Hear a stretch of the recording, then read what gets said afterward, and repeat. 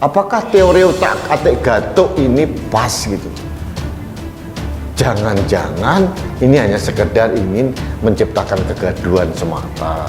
Pada Ubed, saya tidak bisa mengintervensi hal-hal yang berkaitan di wilayah hukum pengadilan. Saya sendiri kan juga baru saja digedok oleh pengadilan di Palangkaraya bersalah karena urusan kebakaran. Keadaan ini yang membuat masyarakat pengamat politik menganggap bahwa ada semacam ketegangan di istana itu. Ketika apa yang disampaikan Ubedillah Badrun ini ternyata tidak benar, kita sebagai publik kan disesatkan. Ya introspeksi dong.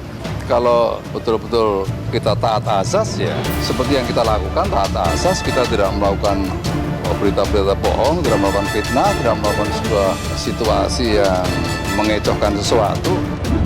Bukan katanya itu bukan dasar hukum. Dasar hukum KUHP.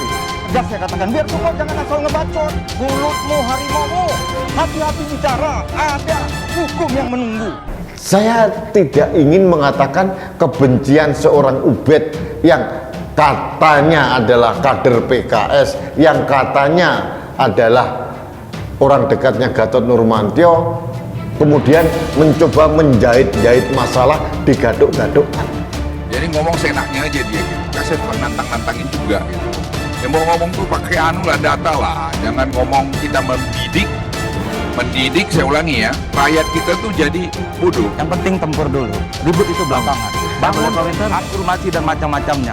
Karena apa yang disampaikan oleh Bang Ubed, Bang Adi, ketika misalnya ditanya bukti-bukti barunya juga agak bingung. Ubaidillah sebut harusnya Gibran Kaisang paham soal publik etis. Taufik PD, dugaan saya nggak diajarin bapaknya. Dosen UNJ Ubaidillah Badrun belakangan tengah menjadi sorotan terkait laporannya terhadap Gibran Rakabuming dan Kaisang Pangarep. Diketahui bersama Ubaidillah Badrun melaporkan Gibran dan Kaisang yang merupakan putra Presiden Jokowi ke Komisi Pemberantasan Korupsi. Adapun laporan yang dilayangkan kepada Gibran dan Kaisang ke KPK itu dilakukan Ubaidillah Badrun atas tuduhan kasus pencucian uang. Menurut Ubaidillah Badrun, Gibran dan Kaisang terseret dalam TPPU dan KKN dengan sebuah grup bisnis bermasalah.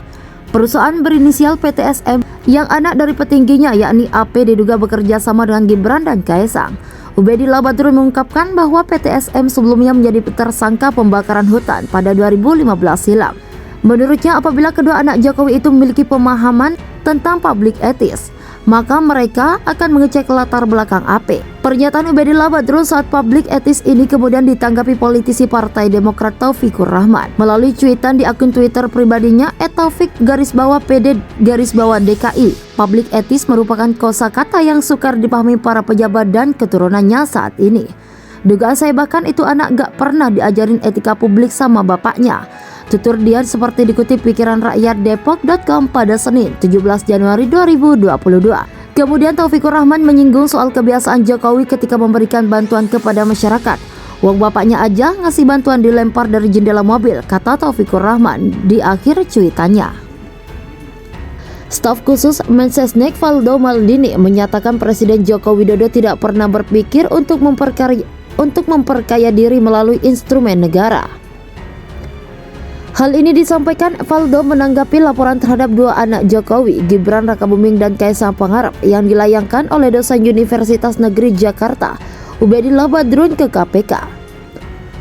Kalau seandainya ingin melapor ya silakan, yang terpenting adalah Bapak Presiden Jokowi berkali-kali menekankan tidak pernah menginginkan menggunakan instrumen negara untuk memperkaya diri, kata Valdo seusai acara diskusi di kawasan Pasar Minggu, Jakarta, Sabtu 15 Januari. Valdo menegaskan setiap warga negara memiliki hak untuk melaporkan dugaan tindak pidana ke aparat penegak hukum sesuai dengan mekanisme yang ada. Namun ia mengingatkan laporan yang dilayangkan hendaknya disertai oleh bukti-bukti, bukan didasari oleh imajinasi atau dugaan semata. Valdo meyakini KPK akan menindaklanjuti laporan yang dilayangkan Ubaidillah dengan baik apapun hasilnya nanti. Jika terbukti kita lihat bagaimana mekanisme hukumnya, namun jika tidak terbukti kita anggap saja ini adalah bunga-bunga yang akan mekar jelang tahun-tahun politik, kata Valdo. Gibran dan Kaisang dilaporkan terkait dugaan tindak pidana korupsi dan atau tindak pidana pencucian uang dan berkaitan dengan dugaan korupsi, kolusi dan nepotisme. Laporan itu, ujar dia, berawal dari 2015 saat ada perusahaan besar bernama PTSM yang sudah menjadi tersangka pembakaran hutan dan sudah dituntut oleh Kementerian Lingkungan Hidup dengan senilai 7,9 triliun. Namun dalam perkembangannya, Mahkamah Agung hanya mengabulkan tuntutan sebesar 78 miliar.